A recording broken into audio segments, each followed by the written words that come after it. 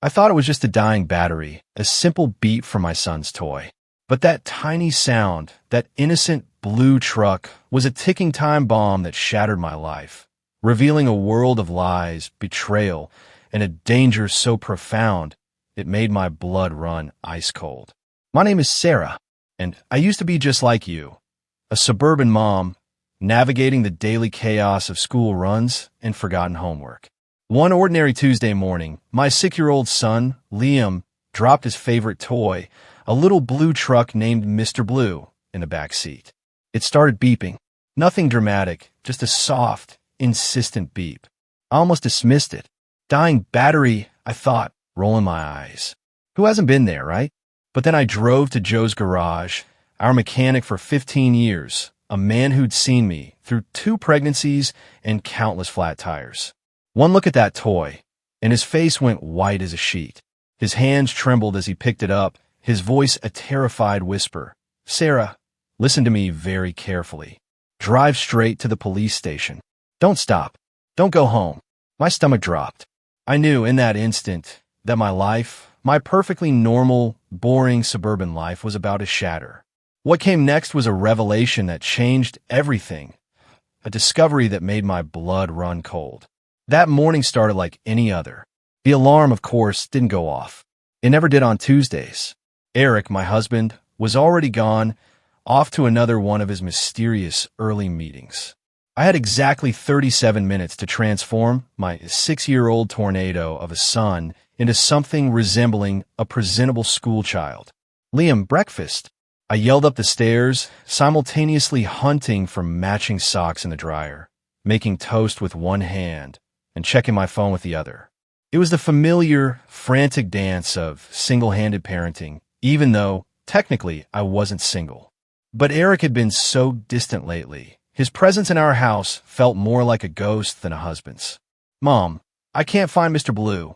Liam's voice reached that particular high-pitched whine that meant a full-blown meltdown was precisely 3 seconds away. Mr. Blue, his beloved toy truck, had survived everything, being buried in the sandbox, a suicidal leap from the treehouse, even that unfortunate incident with the toilet. I found it, as usual, wedged between the couch cushions. I tossed it to him as he thundered down the stairs, Spider-Man shirt on backward, one shoe missing. "Got everything?" I asked, shoving a piece of toast in his hand while wrestling him into his jacket. "Backpack, lunch, Mr. Blue," he recited proudly, clutching the truck like a talisman. The drive to school was normal. Liam chattered about show and tell, bringing his favorite toy, of course. I half listened, navigating morning traffic. NPR droned in the background, something about international tensions. Information I simply didn't have the mental bandwidth to process. Then it happened. We were at a red light on Maple Street when Liam dropped Mr. Blue. It clattered to the floor behind my seat, and he immediately started whining. I reached back, my fingers searching blindly until they found the familiar plastic edges. As I pulled it up, I heard it beep, beep, beep. Soft, rapid, like a tiny electronic heartbeat. I held the truck up, examining it. The sound stopped. "Mom, the light's green," Liam pointed out, and I tossed the truck back to him, pushing down the odd flutter of unease in my chest. Probably just a dying battery, I rationalized. When was the last time we changed those? But the sound came again 5 minutes later. And again, when I was alone in the car after dropping Liam off. Mr. Blue forgotten on the back seat in his rush to show a friend a dead beetle he'd found. Beep, beep, beep. I picked it up, turned it over. No battery compartment that I could see. Strange. I bought this truck myself from Target 6 months ago. Or had Eric bought it? I couldn't even remember. The beeping was constant now, sometimes fast, sometimes slow. By the time I pulled into Joe's auto shop, convinced it was something with the car's electronics interfering, my nerves were thoroughly frayed. Joe had fixed our cars for 15 years. He'd seen me through my first pregnancy, Eric's deployment, every automotive disaster in between. His shop smelled of motor oil and the peppermints he kept in a bowl on the counter. His smile usually made me feel like everything would be okay. But not today. Today, when Joe glanced through my passenger window and saw Mr. Blue on the seat, his entire demeanor changed. The blood drained from his weathered face so fast, I thought he might faint. "Ma'am," he said, his voice barely above a whisper. "I need you to listen very carefully." My heart began to race. "Joe, what's wrong?" He picked up the toy with trembling hands, holding it like it might explode. Which, as it turned out, wasn't far from the truth. "Don't panic," he said, which is exactly what you say when someone should absolutely panic. "But you need to drive straight to the police station. Don't stop. Don't go home. And whatever you do, don't touch that toy again." "Joe, you're scaring me." "It's just my son, Sarah, please." His eyes held a fear I'd never seen before. "Tell them Joe McLean sent you. Tell them about the device." "Device?" I don't remember the drive to the police station. I know I called Eric 3 times, each call going straight to voicemail. I know my hands shook so badly I could barely grip the steering wheel. I know that damn toy kept beeping from the back seat, each sound making my skin crawl. The police station was a blur of uniforms and questions. Someone in a bomb squad suit arrived within minutes in our sleepy suburban town, where the biggest crime was usually teenagers shoplifting beer. They evacuated the parking lot. They called in specialists. They treated my Honda CR-V like it contained nuclear weapons. And maybe, in a way, it did. Detective Harrison said 4 hours later after they dissected Mr. Blue in a controlled environment. That toy contained a sophisticated transmitter and what appears to be a sealed pouch of an unknown substance. "We're running tests." But, he paused, choosing his words carefully, "This isn't amateur work. Whoever did this has training. Military or intelligence-level training." The room spun. "Are you saying someone tried to hurt my son?" "We don't know the intent yet. The device was transmitting on an encrypted frequency. The substance appears stable, but we won't know more until the lab results come back." He leaned forward, his eyes serious. "Mrs. Coleman, I need you to think.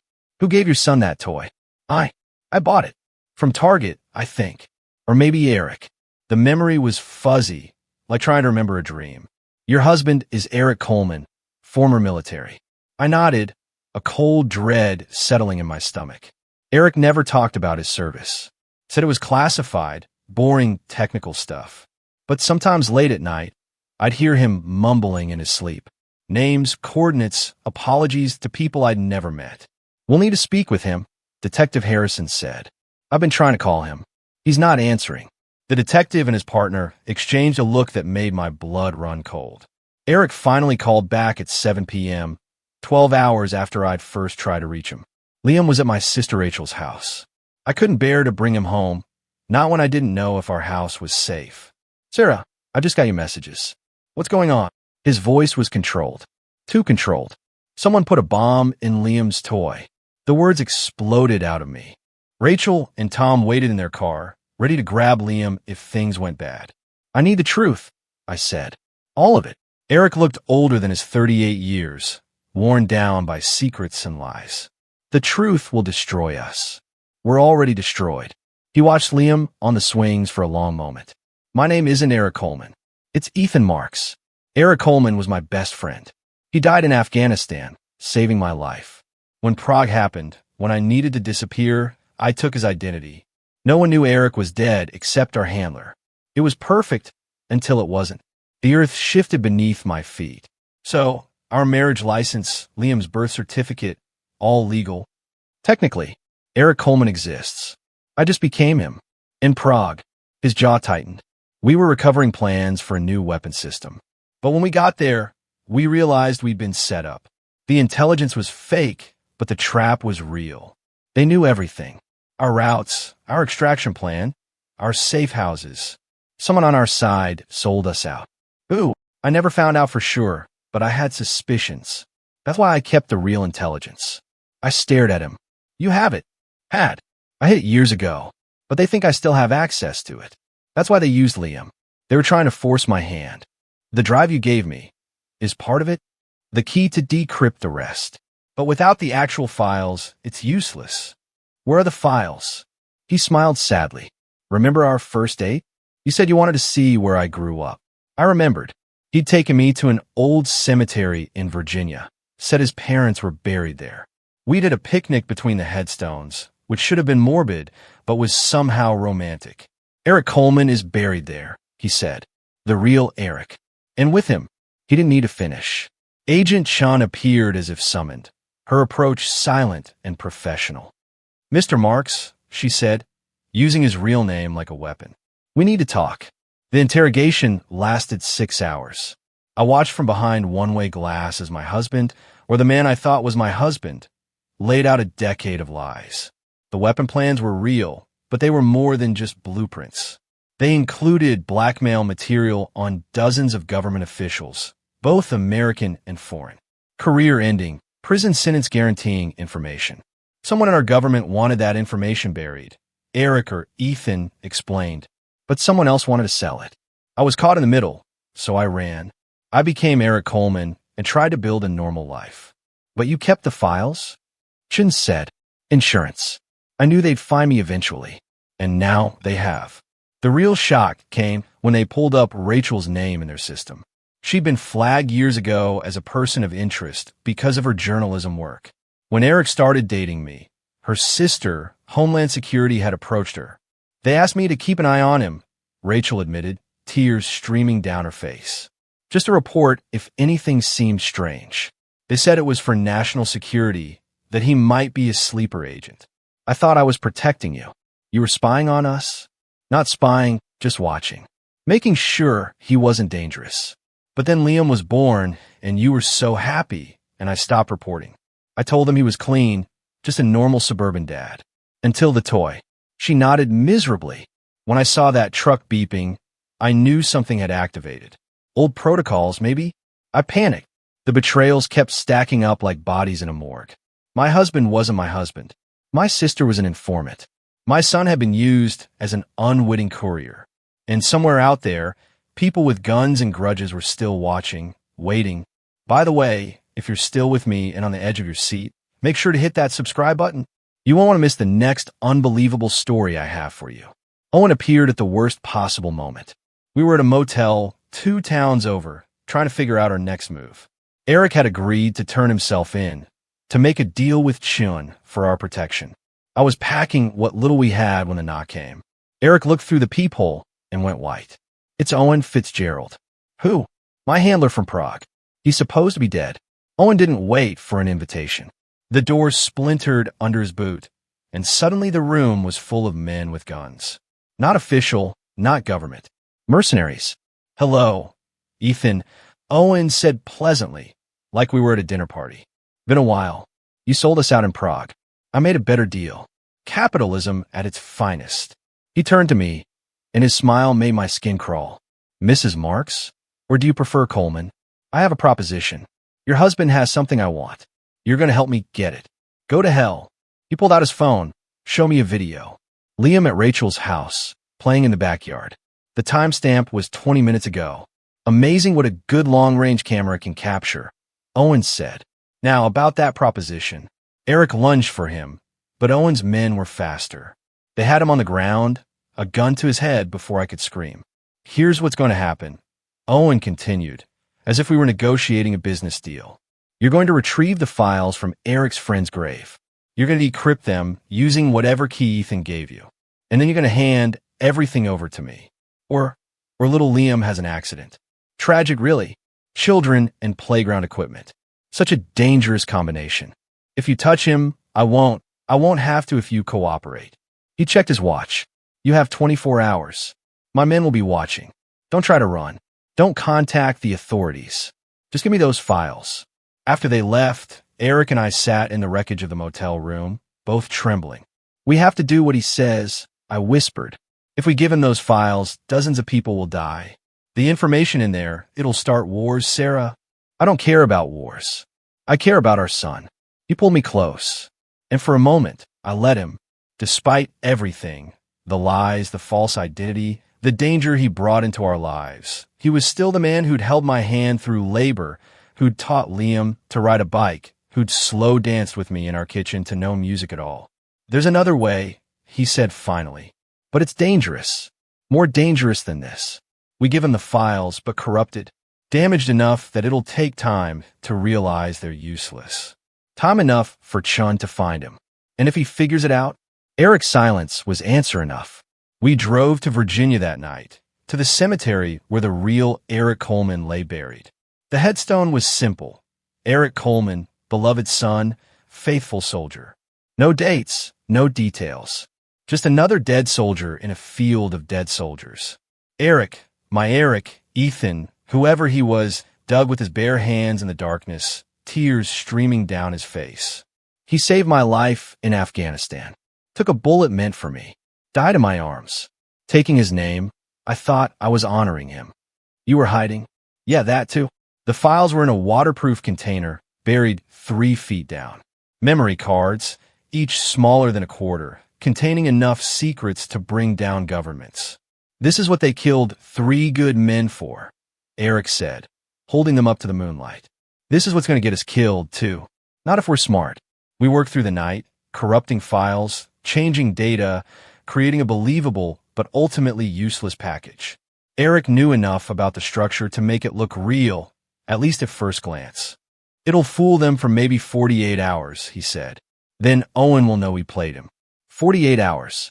48 hours for Chun to find us, if she was even looking. The handoff was set for noon the next day, at a rest stop on I-95. Public, lots of witnesses, cameras everywhere. Owen might be many things, but he wasn't stupid enough to murder us in broad daylight. Or so we hoped. I held the drives in my hand, feeling their weight. Not physical, but metaphorical. These tiny pieces of plastic and silicon had destroyed so many lives, including ours. Ready? Eric asked.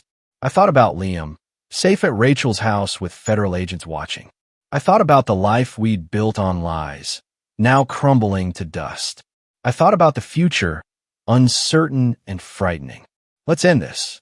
But endings, I was learning, were never that simple. Not when you're caught between international intelligence agencies, mercenaries, and the weight of your own choices. Owen was waiting at the rest stop, casual as could be, just another traveler stretching his legs. He smiled when he saw us. That same reptilian expression that made my skin crawl. The loving couple, he said. How touching. I held out the drives. Everything's here. The files, the decryption key, all of it. He took them, examined them with a device he pulled from his pocket. It beeped green. Excellent. See how easy that was. Now, leave us alone, Eric snarled. Oh, I'm afraid it doesn't work that way. Owen's smile widened. You see, you know too much. Both of you. And that adorable little boy of yours. Well, children talk, don't they? The gun appeared in his hands so fast, I didn't see him draw it. But he didn't count on Joe. Joe McLean, my mechanic, the one who'd recognized the device in the toy. He was there, with a baseball bat, bringing it down on Owen's arm with a crack that echoed across the rest stop. The gun went flying. Run, Joe shouted. We ran. Through the parking lot, past startled travelers, into the woods behind the rest stop. We could hear Owen's screaming orders, his men converging. And then the helicopters arrived. Agent Chun, it turned out, had been watching all along. Owen and his team were surrounded before they could pursue us, federal agents appearing for vehicles we hadn't even noticed.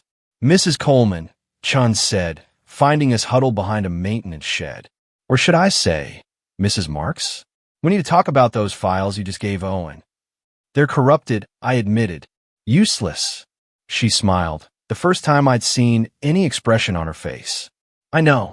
We corrupted the real files 3 years ago, right after we figured out where they were. What Owen just bought were our modifications. You knew this whole time. We've been watching your husband since Prague. We knew someone would come for him eventually. You and your son were never in real danger. We had agents on you the entire time. I wanted to be relieved. I wanted to be angry. Instead, I was just tired.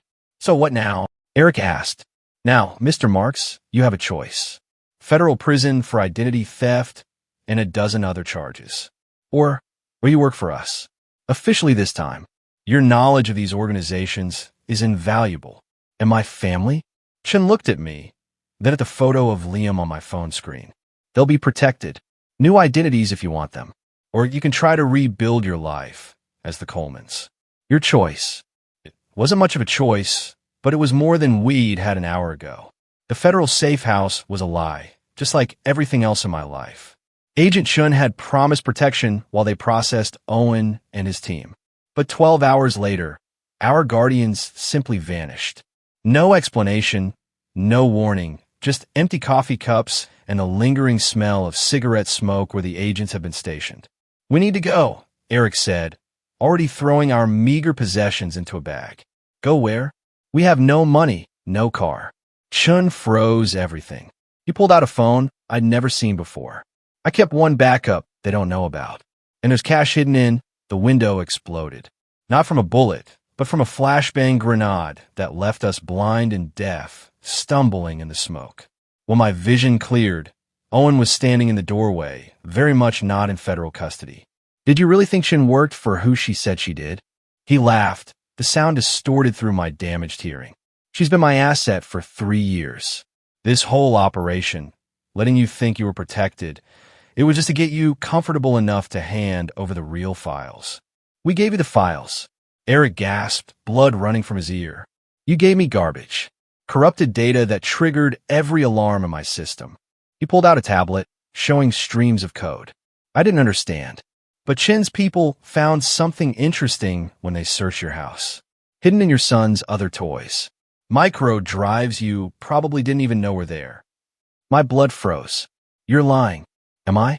"Blue truck, red plane, green dinosaur. Each one carrying a piece of the puzzle. Your husband was cleverer than he knew, fragmenting the data across multiple carriers. Or maybe someone else was clever, using him." Eric lunged at him, but Owen's men were ready this time. They didn't just subdue him, they broke his arm with clinical efficiency, the crack echoing through the room. His scream tore through me like shrapnel. "Stop," I begged. "Please. We have a son." "Yes, Liam. 6 years old. Currently at your sister's house. Room at the end of the hall. Dinosaur nightlight. Sleeps with a stuffed elephant named Peanut." Every detail was a threat, a promise of how easily they could reach him. "What do you want?" "The real files. All of them. And I know you know where they are, Mrs. Marks. Your husband might have hidden them, but you're the one who's been protecting them without even knowing it." He showed me another screen. Security footage from our house. Dated 3 years ago. I was pregnant with Liam decorating the nursery. Eric was installing something in the walls. What I thought was insulation. "He turned your entire house into a server," Owen explained. "The files aren't hidden somewhere. They're everywhere. In the walls, the foundation, even in the paint. Microscopic storage devices that form a network when activated." Brilliant, really. I looked at Eric, who couldn't meet my eyes. "You turned our home into a weapon." "Into a vault," he corrected weakly. "To keep us safe. It made us targets." Owen checked his watch. "Touching as this marital drama is, we have work to do. You're going to go back to that house, activate the network, and download everything onto these." He held up a set of drives. "Any deviation, any attempt to contact anyone, and Liam has an accident. The house is probably being watched by my people now.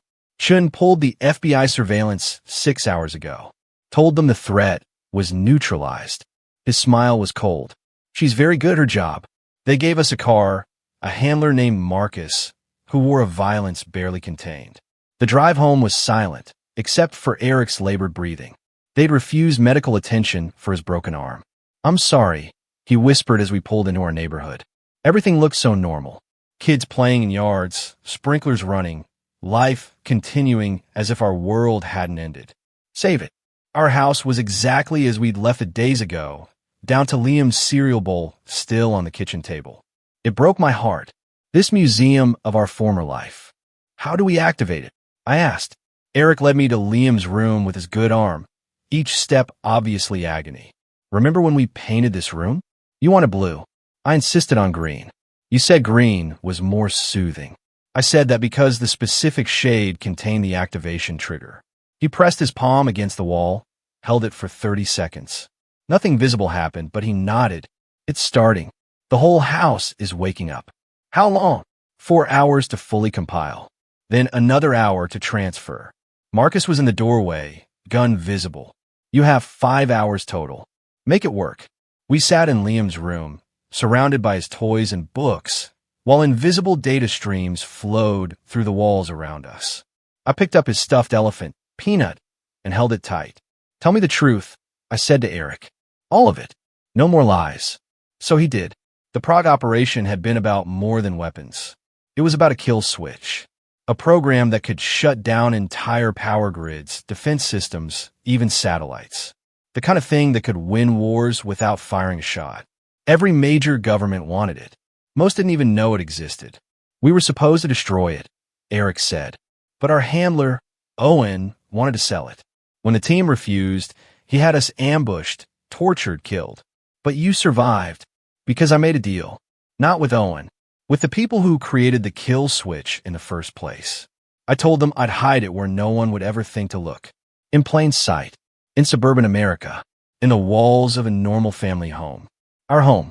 I thought if I could just live quietly, raise our family, it would stay hidden forever. But then someone leaked my location, and everyone came looking. Who leaked it? He was quiet for so long I thought he wouldn't answer. Then, I think I did. Accidentally. When I searched for the real Eric Coleman's military records online. I wanted to make sure our cover was solid, but you led them right to us. The irony was bitter. His paranoia had created the very danger he tried to avoid. 3 hours in, something went wrong. The data stream stopped. The subtle hum in the walls went silent. Marcus was on us immediately. What happened? I don't know. The system just stopped responding. Fix it. Eric snapped, then screamed as Marcus grabbed his broken arm. Try harder. I was still holding Peanut when I felt it. A small, hard square in the elephant stuffing. My fingers found a hidden seam, and inside, another drive. Tiny, unmarked. Eric saw my face change. Sarah, I palmed the drive, thinking fast. The system needs a secondary authorization. It's programmed to recognize Liam's toys. The ones he plays with most. It was a lie, but a plausible one. Marcus bought it. Then get them. I gathered Liam's favorites. The ones he'd had longest, loved most, including Mr. Blue, or what was left of him after the bomb squad's dissection. As I arranged them, I slipped the drive from Peanut into my pocket. The system restarted. I'd bought us something precious. Time to think. At hour 4, the download was complete. 5 drives full of secrets that could destabilize the world. Marcus was already on the phone with Owen, confirming the transfer. Excellent work.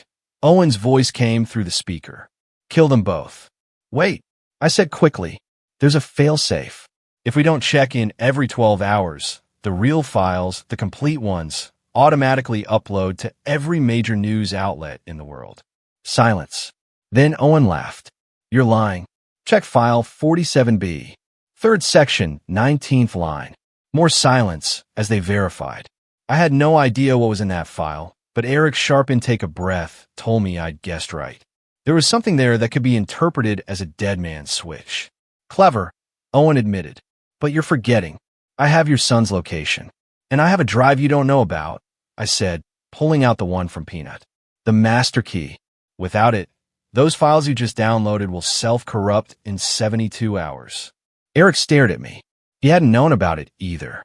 You're bluffing. Then call my bluff. Kill us. See what happens to your precious data. Long pause. Then bring me the drive. You have 1 hour.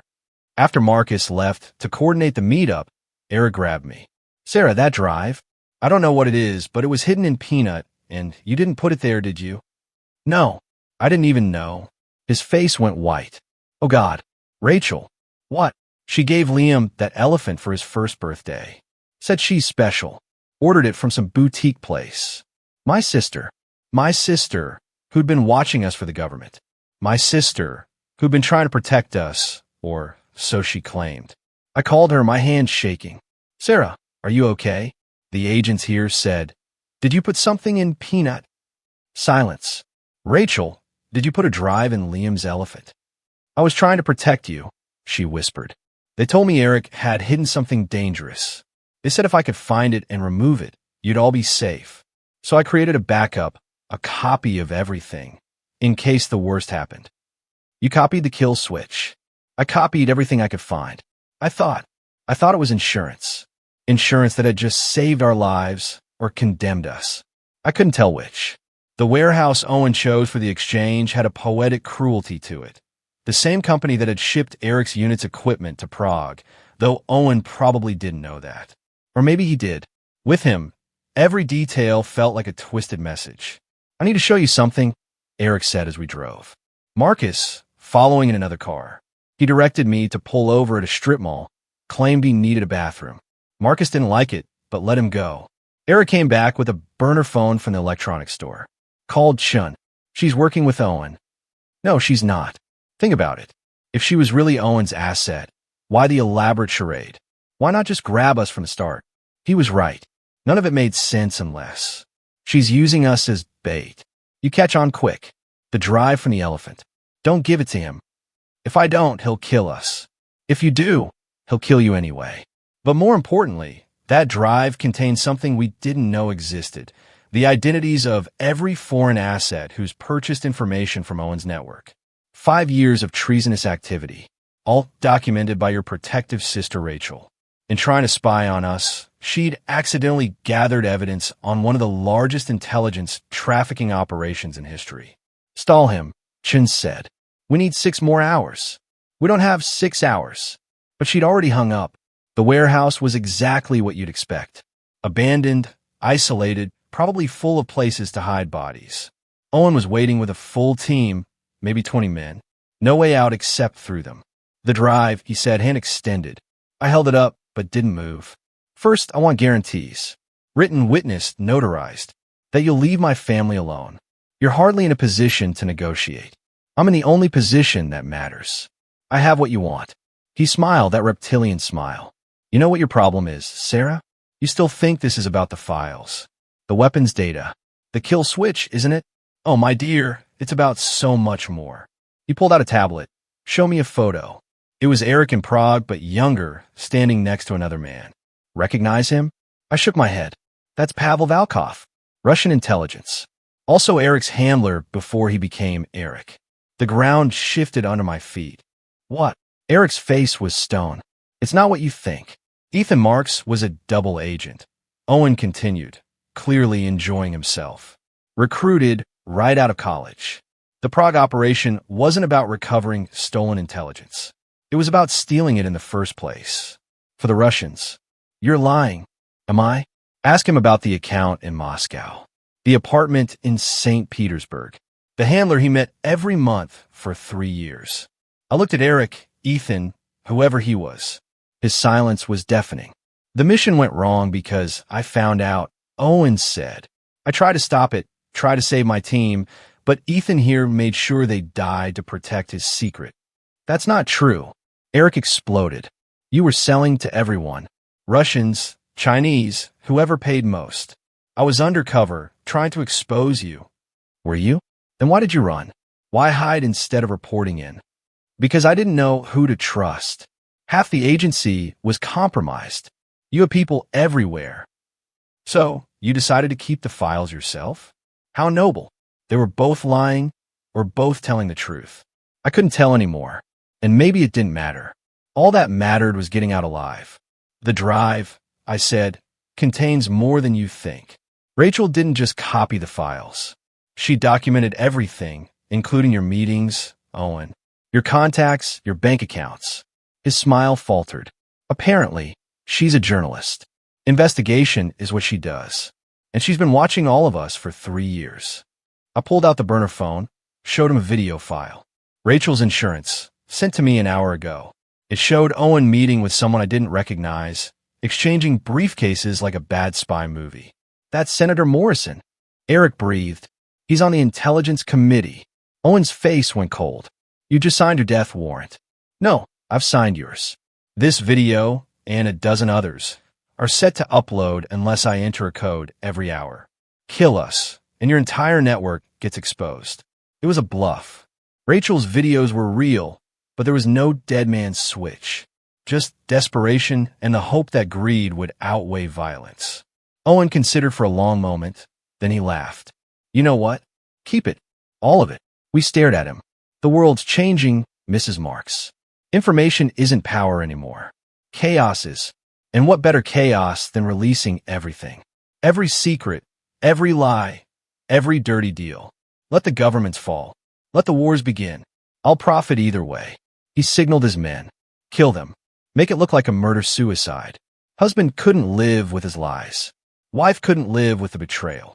The gunshots came from outside, not at us, at Owen's men. The warehouse erupted in chaos as tactical teams flooded in from every entrance. But these weren't Shin's people.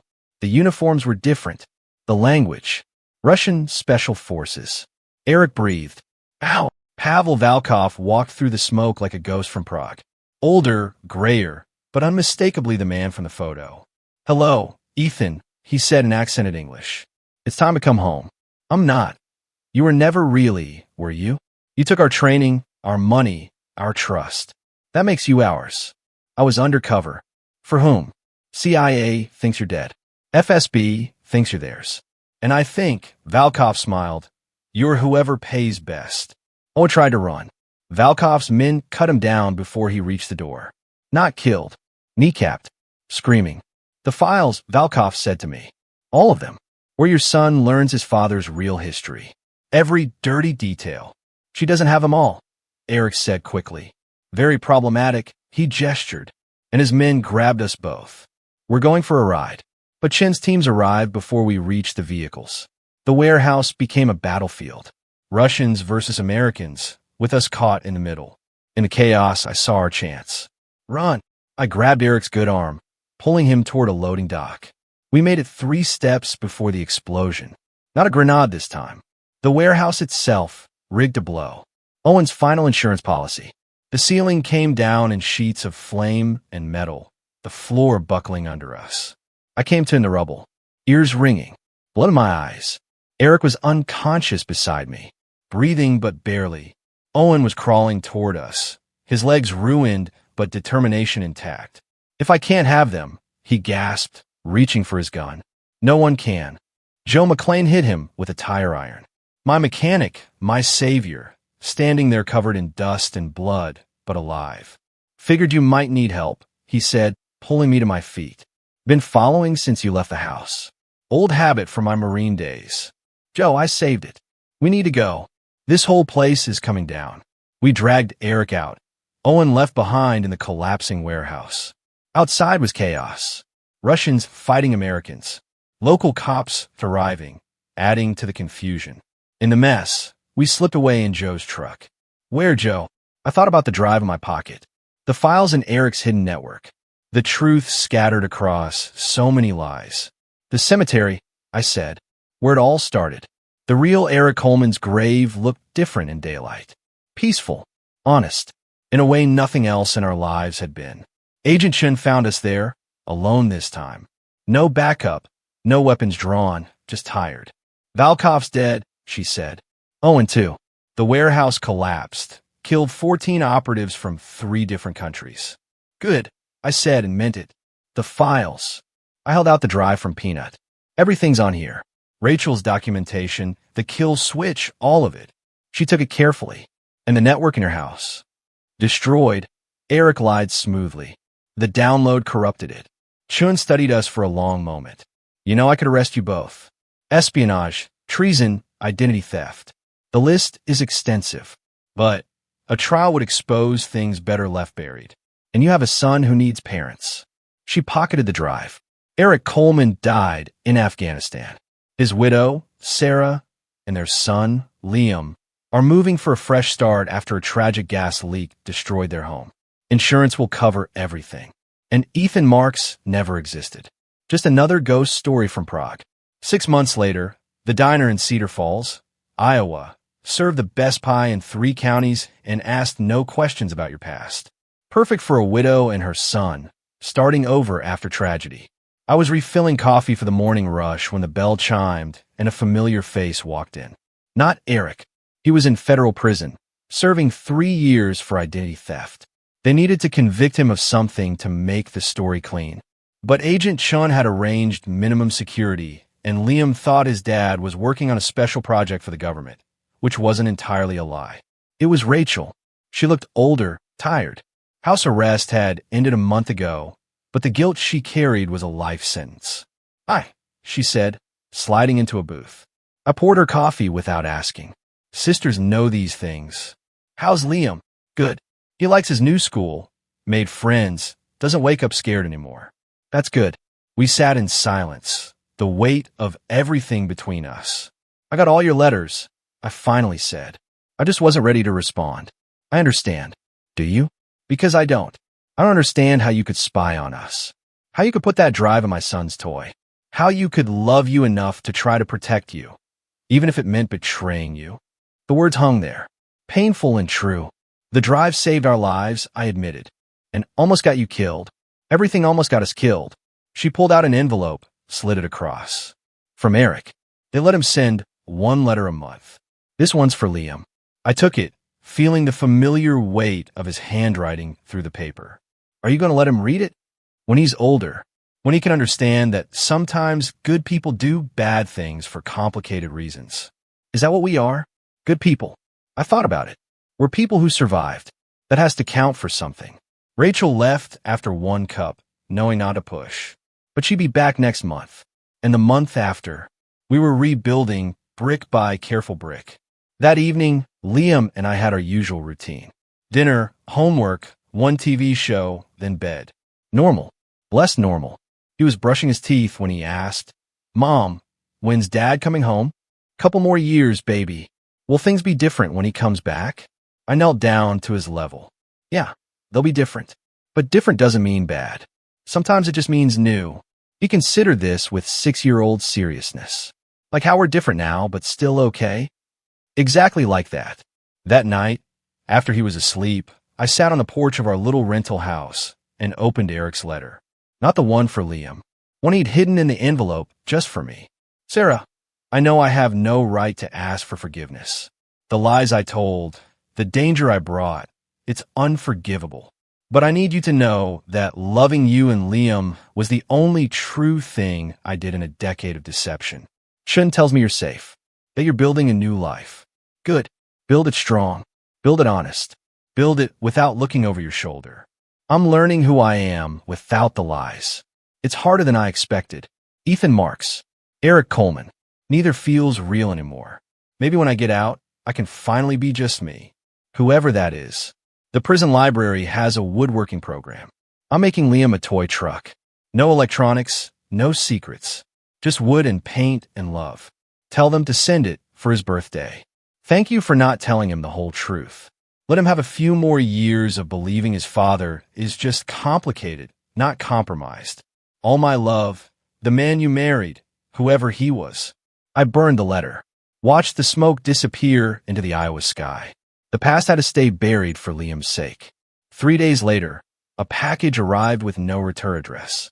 Inside was a wooden toy truck, painted blue like Mr. Blue, but somehow different. Safer.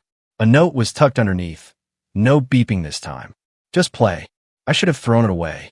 Should have been suspicious, paranoid, careful. Instead, I gave it to Liam. He played with it for hours, making engine noises, creating adventures. Normal kid stuff. I watched from the kitchen, waiting for something to go wrong, for some hidden danger to reveal itself. Nothing happened. Sometimes nothing happening is the best gift of all. 1 year later, the news called it the intelligence leak of a century. Someone anonymous, untraceable, had released selective files from the Prague incident. Not enough to start wars, but enough to end careers. 17 government officials across 6 countries resigned. 3 major defense contractors were investigated. Owen's network was dismantled piece by piece. I knew who'd done it. The digital fingerprints were subtle but familiar. The same style as the hidden network in our old house's walls. Eric might be in prison, but his reach was longer than anyone knew. Chun visited that day, sitting in my diner booth like an old friend. "You know anything about this?" she asked, gesturing at the newspaper headlines. "I'm just a waitress in Iowa, right? And the fact that every release file carefully avoids mentioning you, Liam, or Eric is just coincidence." "Must be." She smiled. A real smile this time. "He's being released early. Good behavior. Plus some strings I pulled. 6 months." My heart stuttered, but I kept my face neutral. "That's nice. You gonna take him back?" "I don't know if there's a back to take. We're different people now." "That's not an answer. It's the only one I have." Chun left a $100 tip for a $5 coffee. "For Liam's college fund," she said. That night, I told Liam his dad would be home for Christmas. He was excited but cautious. old enough now to understand that promises sometimes break. Will he be different? He asked. We all will be, I said, but still family. Always family, just a different kind. 2 years later, I didn't pick him up from prison. Joe did that. Said it was easier, less emotional. They pulled up to the house just as the sun was setting. Everything golden and possible. Eric had lost weight, gained gray hair. Prison had carved new lines in his face, but his eyes were clearer than I'd ever seen them. No lies left to hide behind. Liam hung back at first, suddenly shy with this stranger who was his father. Then Eric pulled out something. A wooden toy Plain he'd made, painted red like Liam's old one. I'm getting too old for toys, Liam said. But he took it anyway. Maybe, but I needed to make it, to prove I could build something that was just what it seemed. They went inside together, talking about school and sports and nothing important. Everything important. Eric and I stood on the porch. Two people who'd been married for 10 years, but were meeting for the first time. I don't know how to do this, he admitted. Neither do I. Chin says you kept the house network inactive, but intact. That you could have sold that information a dozen times over, but didn't. It's insurance. For Liam. In case the past comes calling again. Will it? Chin doesn't think so. Most of the players are dead or imprisoned. The few left have bigger problems than us. And Rachel, she visits monthly. Liam loves her. I'm working on it. He nodded, understanding that forgiveness was a process, not a moment. I got a job, he said. Chin arranged it. Legitimate cybersecurity firm. They know my history, the official version, anyway. I start Monday. Where? Dim 1. Close enough to visit. Far enough to give you space. You're not staying? Not unless you ask me to. And not until you're ready. If you're ever ready. That night, we had dinner as a family. Awkward, careful, but family nonetheless. Liam showed Eric his room, his grades, his drawings. Normal kid things that felt miraculous after everything we'd lost. After Liam went to bed, Eric stood to leave. You could stay, I said, on the couch. It's late, and Joe's probably asleep. Is that what you want? I don't know what I want, but I know Liam would like to have breakfast with you. And maybe we start there? Breakfast. See what happens. He slept on the couch. I lay awake, listening to him breathe, remembering when that sound meant safety. Maybe it could again someday. 3 years later, the letter came on a Tuesday. Official government seal and all. The Prague files were being permanently sealed. All records destroyed. We were being given new identities, not forced but offered. A complete fresh start if we wanted it. What do you think? Eric asked. We were having coffee in my kitchen. Not living together yet, but working toward it. Twice weekly dinners, family outings, careful rebuilding. I think Liam's happy here. He has friends, a life. I have the diner. You have your job. So we stay Coleman? We stay us. Whoever that is. That evening, Liam came home with a permission slip for a school trip to Washington, D.C. museums, monuments, normal 8th grade stuff. Can I go? He asked. I thought about the city where everything had started, where agents still worked, where the graves of our former lives were buried. Sure, I said, signing the form. Just promise to be careful. Mom, it's a school trip. What could happen? Eric and I exchanged glances over his head. What could happen indeed? That night, I burned the government letter.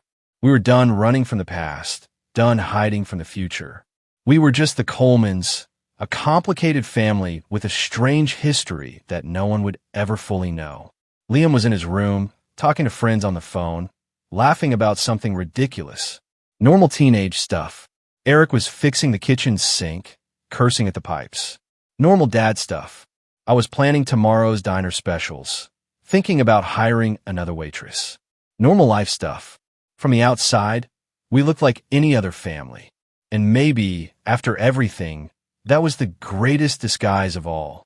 The simple truth that we were exactly what we appear to be. 3 people who loved each other, who'd survived the impossible, and who'd chosen to build something real from the ashes of so many lies. The toy truck, the wooden one Eric had made in prison, sat on Liam's shelf, gathering dust. Just wood and paint, and the promise of a father trying to make things right. Sometimes I still checked it. Old paranoia dying hard. But it was always just what it seemed. A toy, a gift, a promise kept. We lost everything once. our identities, our trust, our sense of safety. But in the ruins, we built something stronger. Not perfect. There were still nights I woke up afraid. But we were together. We were alive. We were free. And in a life built on lies, that truth was everything. So, tell me, if your entire life suddenly shattered, exposing a web of lies, but also revealing a deeper, more complicated truth, what would you have done? Would you have stayed, fought, or run? Let me know in the comments below. I really want to hear your thoughts.